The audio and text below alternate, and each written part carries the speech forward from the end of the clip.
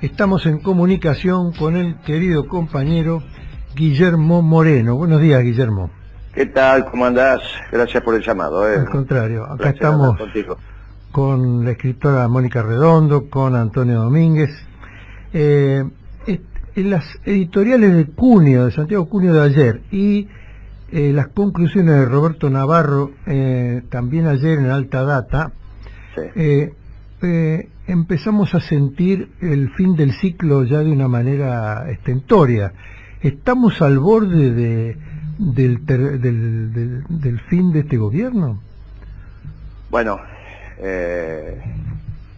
en realidad me da la sensación que sí. Yo entiendo que vos tomes como referencia a dos periodistas, porque sos periodista, pero digamos, no sé si son los indicadores como para decir los que pueden iluminar esta situación. Vos sabés que sobre todo Navarro dice cualquier cosa desde hace mucho tiempo.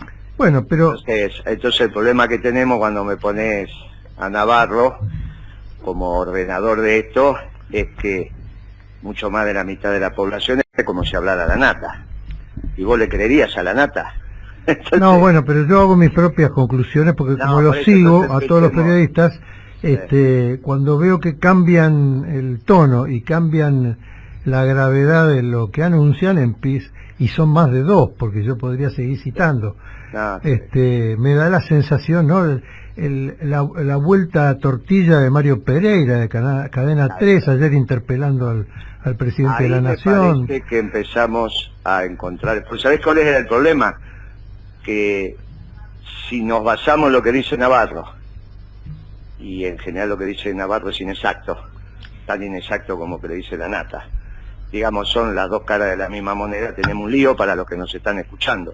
Está bien, está bien. Entonces, sí, pero yendo al tema de fondo, sí, es verdad.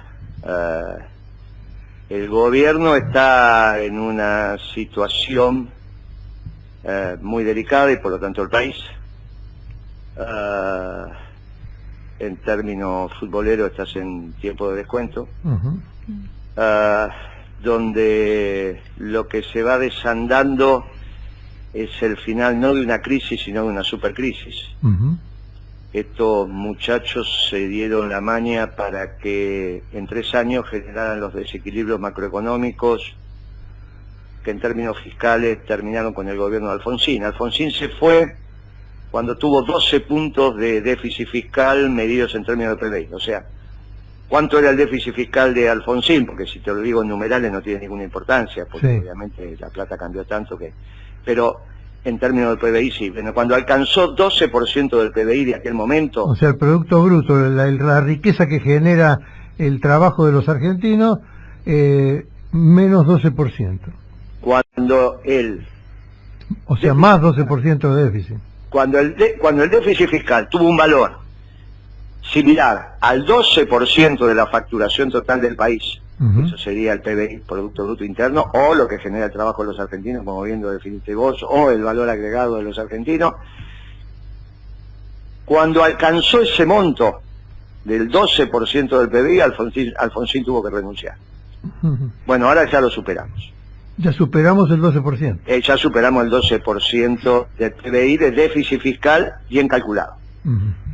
Bien calculado implica el déficit del Tesoro, o sea, de los ingresos menos los gastos del Tesoro Nacional, de los tesoros provinciales y municipales, y del Banco Central de la República Argentina, que eso se llama cuasi fiscal, pero es un déficit como cualquier otro, porque la tasa de interés que paga el Banco Central es un costo del Banco Central, es un gasto en el cual incurre, que se netea contra los ingresos que tiene el Banco Central en términos de tasa de interés que le pagan por sus reservas.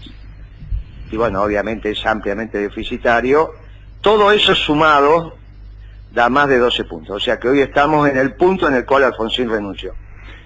Pero no conforme con eso, también estamos en el punto en el cual de la Rúa renunció.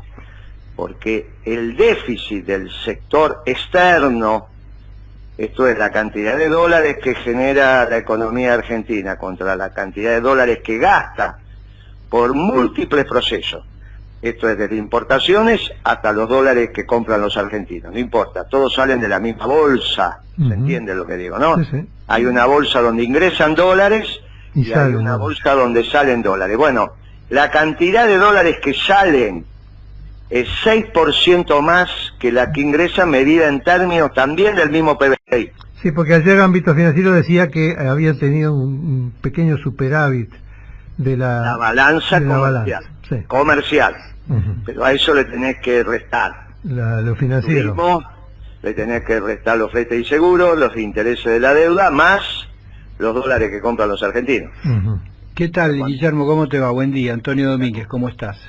En conclusión, para terminar, era lo que los radicales tardaron 11 años, entre aproximadamente el 89 y el 2001, esto lo hicieron en 3 años y son dos cosas distintas. Alfonsín se fue por el tema fiscal, De la Rúa se fue por el tema externo, y estos se van por las dos cosas al mismo tiempo. El tema entonces es que no es una crisis, esto es una supercrisis, y el corolario de esto es un hecho singular que nunca lo vivimos los argentinos, y por eso tenemos que ser extremadamente prudentes, muy prudentes. Decían que no estaban llegando los fondos frescos que habían prometido. Mirá, el directorio del fondo se va a reunir ahora la primera semana de abril, y ahí vendrán los desenlaces, pero todo eso empieza a ser largo plazo. Los desembolsos, si antes no hay un desenlace. O sea que todo eso pasa a ser largo plazo. Es el día a día, de una situación insostenible. Por eso digo que tenemos que ser muy prudentes, y sobre todo en la lectura política. Por eso te corría Navarro, porque no es el hombre de la prudencia, y hoy tenemos que ser prudentes. Guille, de nuevo, buen día, ¿cómo estás? ¿Qué tal? Disculpame, buen día. No, todo bien, te interrumpí en la exposición.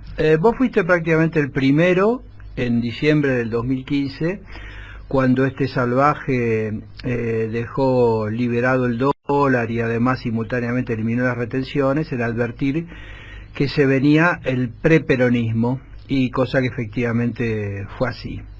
Y también en advertir que esto iba a ser una supercrisis por juntarse justamente, como vos decís, los dos grandes desequilibrios macroeconómicos de las dos anteriores crisis argentinas, del 89 y del 2001.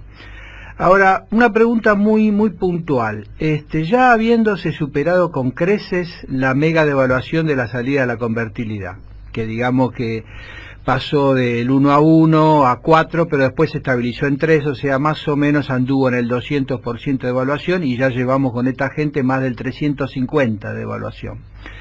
¿No sería también hora, al margen de pedido de la emergencia alimentaria, ir pensando en un pedido como tuvo que hacer Duhalde de la suspensión de las ejecuciones hipotecarias en dólares? Porque es inviable totalmente que aquellos que creyeron en esta gente y tomaron deudas en dólares tengan con qué pagar. Como mucho, los salarios más o menos andarán en el 100% de actualización estos 3 años, y la devaluación fue el 350% en dólares.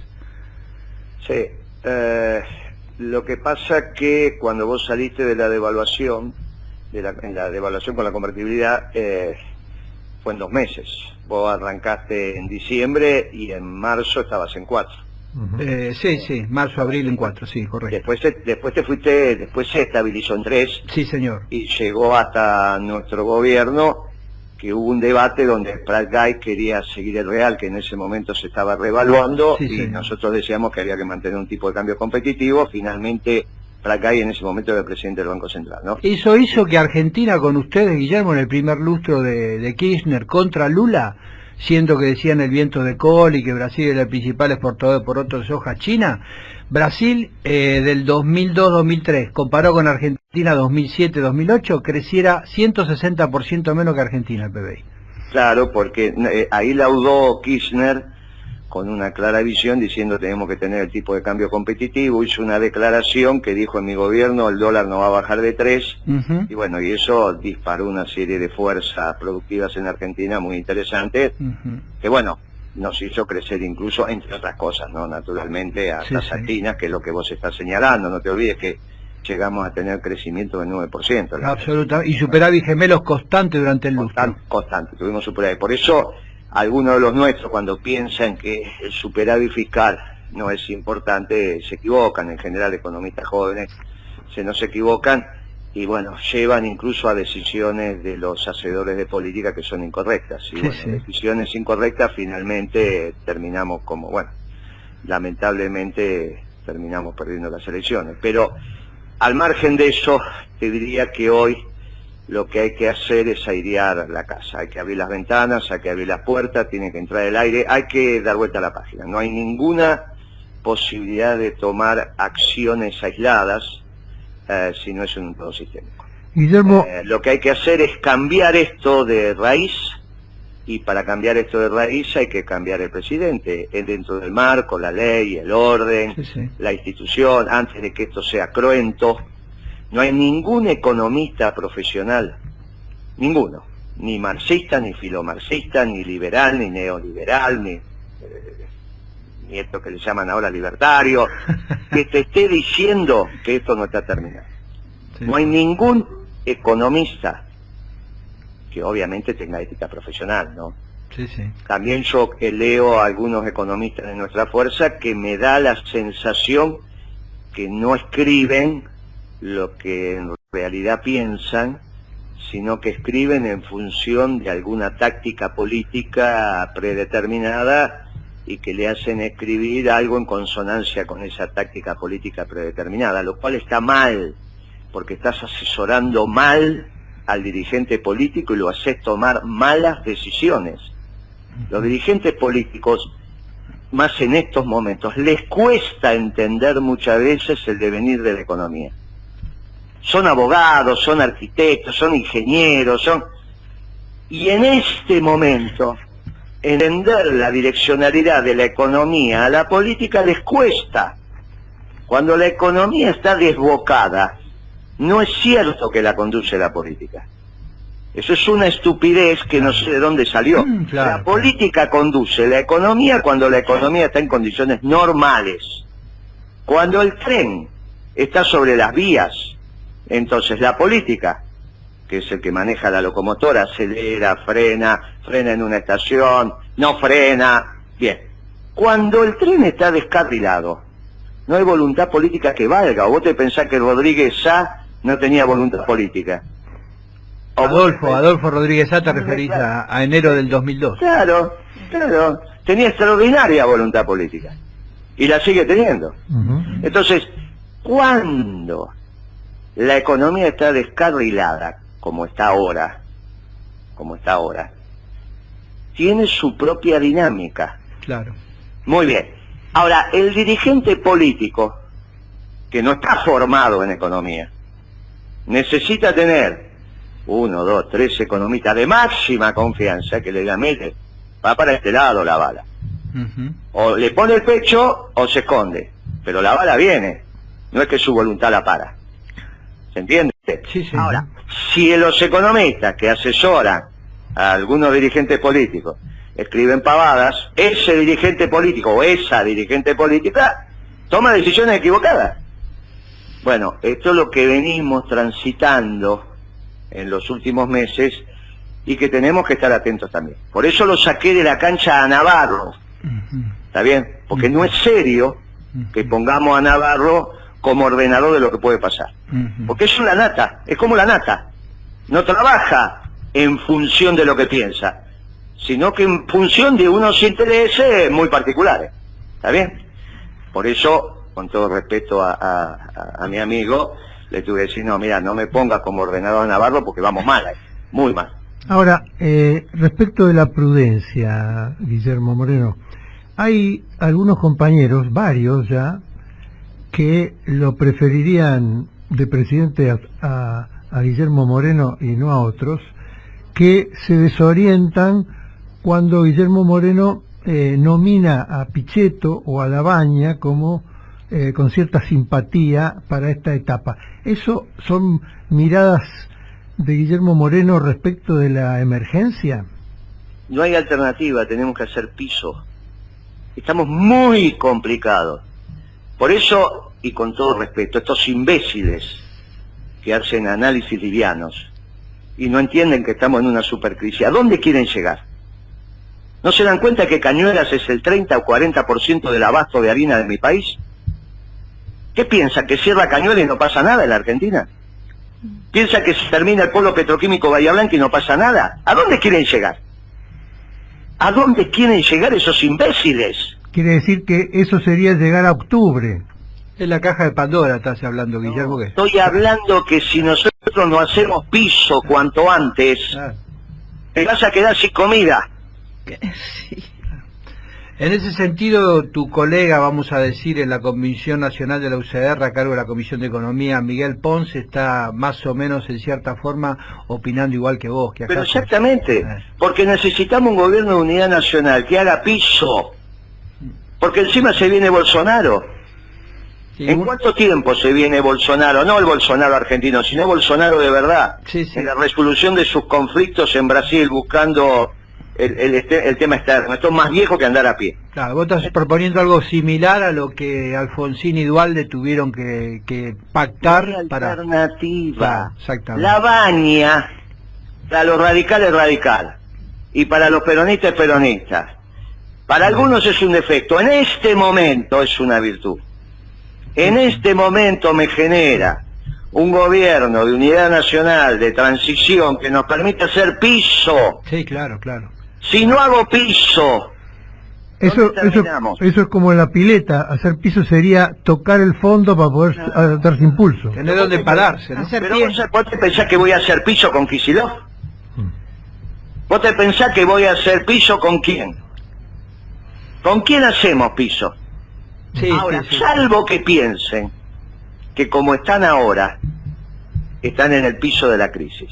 Y yo le digo, no, señores, lo que van a vivir no lo vivieron nunca. Así es. No me vengan con el 89, no me vengan con el 2001. Ahí vivieron solamente la mitad de lo que van a vivir. Esta es la caja de Pandora, ¿no, Guillermo?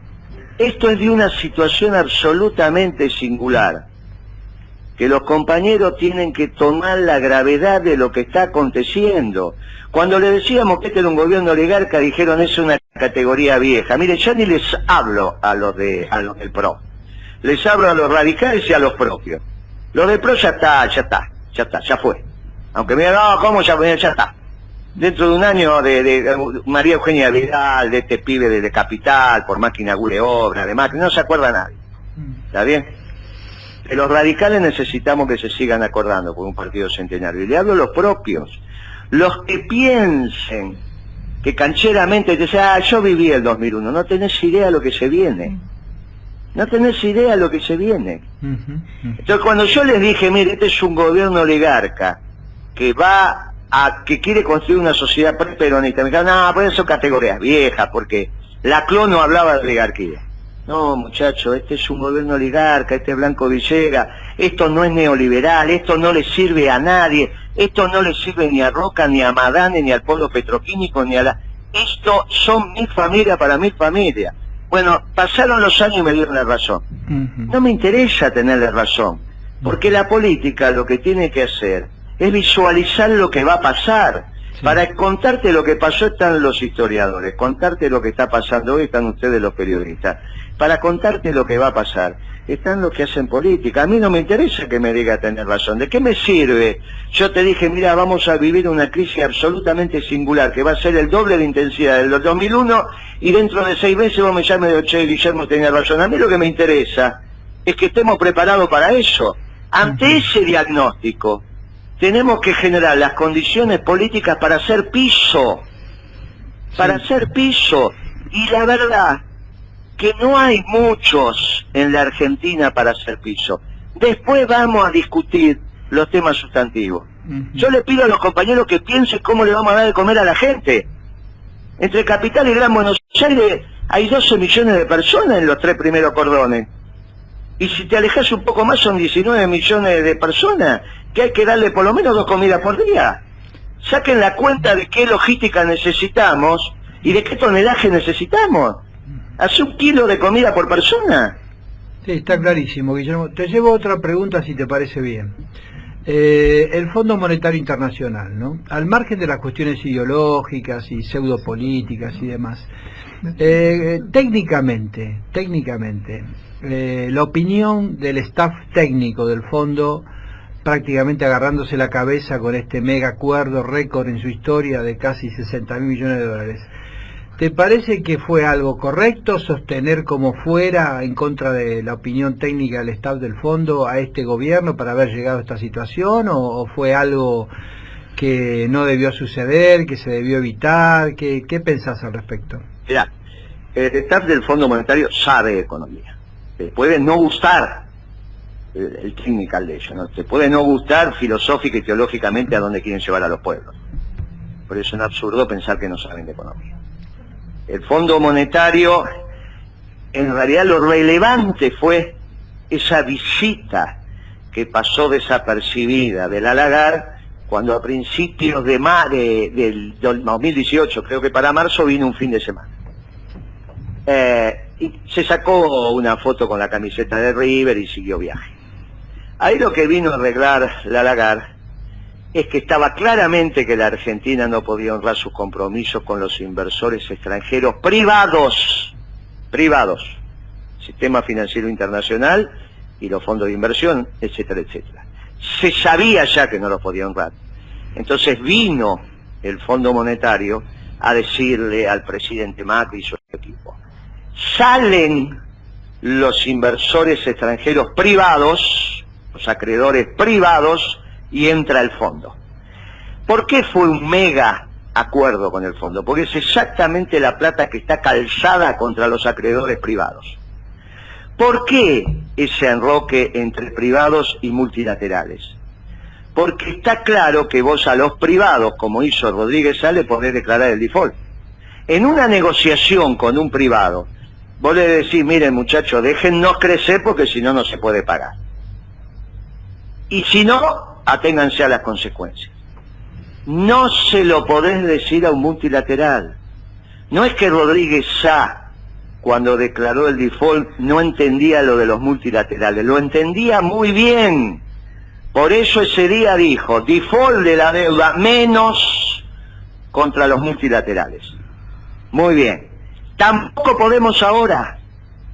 No es que alegremente vos podés decir: ah, mirá, si no negocio con el fondo, entro. Es imposible. Lean la conformación del fondo que Argentina firmó y que nunca nos fuimos del fondo desde que ingresamos. Ingresó el gobierno de la fusiladora, allá en los 50, la segunda mitad de los 50, y nunca nos fuimos. No se fue Perón de los 70 y no nos fuimos nosotros en 12 años. No es cierto que nosotros nos fuimos del fondo. Nosotros lo que hicimos fue pagarle las deudas al fondo, pero nunca nos fuimos del fondo. Por lo tanto, lean, está en internet, cuáles son las sanciones para aquellos países que no le pagan al fondo. Bien, entonces eso está invalidado como posibilidad. Por eso es mucho más complicado ahora que el 2001. ¿Qué hizo el fondo? Te dio la primera plata y el bestia de Macri puso un mesa dinerita al frente del Banco Central que se patinó la plata. Una declaración de Lagarde dijo: no es transparente cómo están dilapidando la plata del fondo. Entonces lo sacaron a Caputo en 10 horas. Guillermo... Ahora, ¿qué hizo el fondo con el segundo acuerdo? Te ató de pies y manos. El fondo sabe que esto explota y te transformó la explosión en una implosión. Puso un domo sobre la Argentina. ¿Qué es lo que tiene que hacer el fondo? Cuando vos ves que un país va en una situación de colisión, lo que tenés que impedir es que esa explosión se irradie.